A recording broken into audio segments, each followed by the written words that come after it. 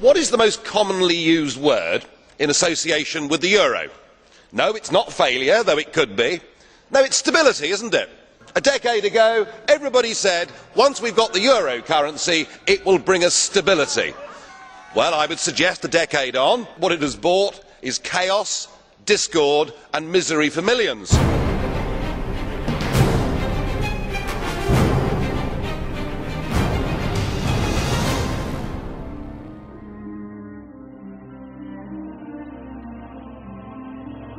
What's happened in the last week marks the beginning of the end. The markets are saying it already. Italian government bonds now yield 1% more than German or French issued government bonds. The markets are saying that economic and monetary union will not last. And I'm not surprised, because it never was an optimal currency zone. One interest rate could never fit all these different countries, and you've never had proper public support. The eurozone has never been tested, but it's about to be. Spain's in economic trouble. Italy, as German economists at the time said, should never have joined the euro. But the situation in Greece, I think, is where we should focus our attention. Thousands of young people out on the streets demonstrating, demanding their government does something. But the Greek government is stuck inside the euro straitjacket. There's nothing they can do. There's nothing a future general election can do in Greece to change anything. And when people have taken away from them the ability through the ballot box to determine their own futures, then I'm afraid that violence becomes the only logical alternative. What you've done with this euro is you have trapped people in an economic prison. You've trapped people in a Volkerkerker from which to get out. It will take great courage, it will take leadership, or possibly the inevitable economic meltdown. And jeer on if you like, but have you noticed that on the bond markets this morning, Greek bonds are trading 233 basis points higher than German bonds? Now, I know that most of you in this room won't even know what that means, and those that do will do your best to ignore it. You can go on if you want, burying your heads in the sand. You can ignore the markets if you want to, but in time the markets will not ignore you.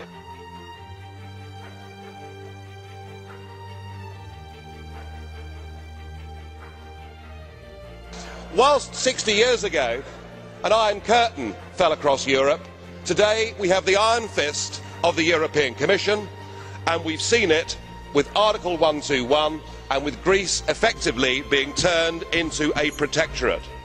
Poor Greece, trapped inside the economic prison of the euro. In 1968 we had the Brezhnev doctrine of limited sovereignty.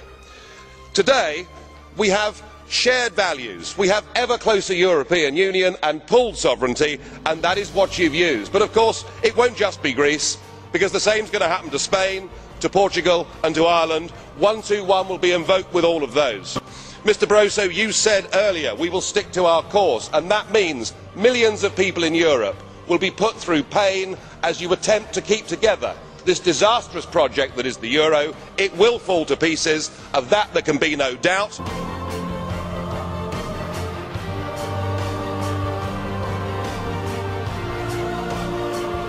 And now we have the situation in Ireland. Now, I know that the stupidity and greed of Irish politicians has a lot to do with this. They should never ever have joined the euro. They suffered with low interest rates, a false boom and a massive bust. But look at your response to them.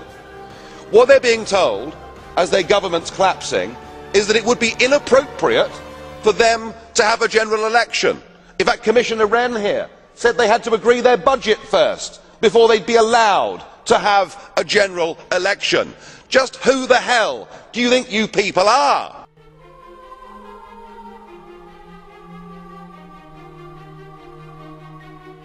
And yet the word stability still being used this morning. Mr Barroso used it, Mr Van Rompuy used it. Stability. In fact, we're patting ourselves on the back that the bond auctions in Portugal went well last week, when the reality is it was the European Central Bank actually using taxpayers' money to buy their own debt. Your reassurances that all is well don't work. I mean, who do you think you're kidding, Mr Van Rompuy? Bond yields in Portugal rose to nearly 7% yesterday. The public right across the Union no longer support the currency, and the battle for Spain hasn't even begun. The model itself is failing, and yet what you want is to double the size of the bailout fund. You even want to increase the scope of the bailout fund so that along with the ECB, you too can go on buying yet more of your own debt. You're using the crisis as a massive power grab to take us towards fiscal union. If you succeed, then we should change the name. Get rid of European Union, call it the Debt Union. You are very, very dangerous people indeed. Your obsession with creating this Euro state means that you're happy to destroy democracy. You appear to be happy for millions and millions of people to be unemployed and to be poor. Untold millions must suffer so that your Euro dream can continue. Well, it won't work, because it's Portugal next. With their debt levels of 325% of GDP, they're the next ones on the list, and after that I suspect it'll be Spain. And the bailout for Spain would be 7 times the size of Ireland, and at that moment all of the bailout money has gone. There won't be any more. But it's even more serious than economics, because if you rob people of their identity, if you rob them of their democracy, then all they are left with is nationalism and violence. I can only hope and pray that the Euro project is destroyed by the markets before that really happens. Now, what you should be discussing at your summit on Friday is Portugal, because after the bailouts in Greece and Ireland, it's pretty obvious the markets are sending you all a message. Come in, number 3, your time is up. Portuguese bond yields on Monday hit 7.6%. You know that yourself. It was only at 7%, of course, when it got there that Ireland had to be bailed out. We've also got, in April, a massive rollover of Portuguese debt, another 20 billion that has to be rolled over.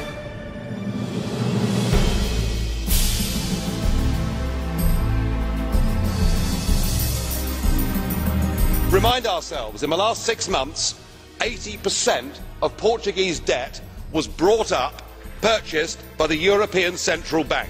We cannot go on as a European Union buying our own debt. If we do, the next debt crisis won't be a country, but it will be a debt crisis of the European Central Bank itself. We've reached a point with this where actually it doesn't matter what any of you say. Nobody believes you. The public don't support you. I hope and pray the markets break you.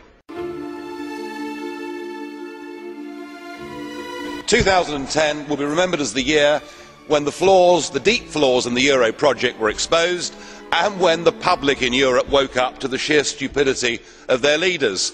And so here we have another summit, another crisis, confidence in the euro ebbing by the week. It's like watching a slow-motion car crash. And now you want a permanent bailout mechanism. But I think the last week's going to prove to be the watershed moment for this entire European project.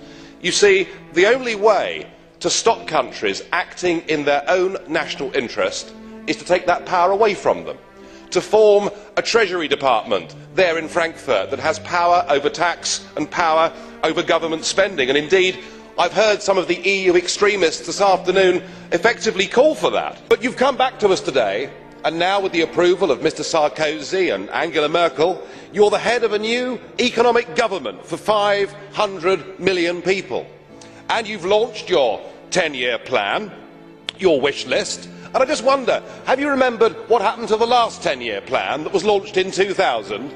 It was launched in this Parliament to much acclaim. It was a total and utter crippling failure even before the global recession hit. And in fact, all centralised EU plans fail. Just look at the disastrous, ruinous common fisheries policy. And now your beloved euro has failed. It's failed politically at its first major hurdle. You weren't able to come up with a plan at that summit. You can't bail out Greece without the International Monetary Fund coming in to save, at least for the moment, your euro dream. And yet, Mr Van Rompuy, your plan seems to be we're losing, we're failing, let's have more of the same. let's have more Europe, let's have more failure. But it must be one thing or the other. It's either a full EU state that controls everything, or it is disintegration and back to national control. Well, President Barroso, you're certainly flexing your muscles, using the powers given to you by the Lisbon Treaty, which you pushed through using illegitimate means. You now do everything you can on the world stage and within the EU to acquire all the attributes of statehood. And nowhere could that be more apparent than in your recent proposal for a direct tax to be levied by the European institutions on the peoples of this continent. Of course, in previous times there was a very successful independence movement that campaigned on the slogan of no taxation without representation. And you certainly, sir, are not a representative. We haven't voted for you and we can't remove you. So I think with this direct tax you actually made a mistake. Because what this euro is all about, it's about a political class imposing its will upon the peoples of Europe. Remember, only 2 countries had a referendum on the euro, Denmark and Sweden, and both of them said no. What we have before us here is the new government of Europe, a government that with the Lisbon Treaty now has enormous powers, not just a foreign minister and embassies, not just the ability to sign treaties, but the ability now to use emergency powers to literally take countries over. And yet what we've heard from the European Parliament big group leaders this morning is the demand that you take even more powers and do it even more quickly. And perhaps it's worth reminding ourselves that this treaty that gives this Commission these powers does not have democratic legitimacy in the European Union at all. You ignored referendums, you denied referendums, and you bullied the poor Irish into voting for a second time. Now I'm struck that the common denominator with this Commission is the sheer number of them that were communists or were very close to communism. Mr Barroso himself was a Maoist. Sim Kallas, far from being a student activist, was even a member of the Supreme Soviet. So a top-notch communist we have there. We have at least 10 communists in this Commission, and it must feel like a return to the good old days. There must be a certain nostalgia amongst the communists.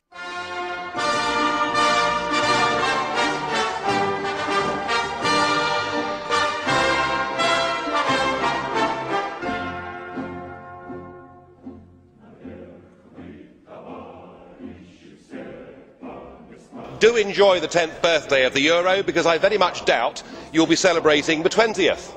What we've seen this morning has been reminiscent of the old Soviet times.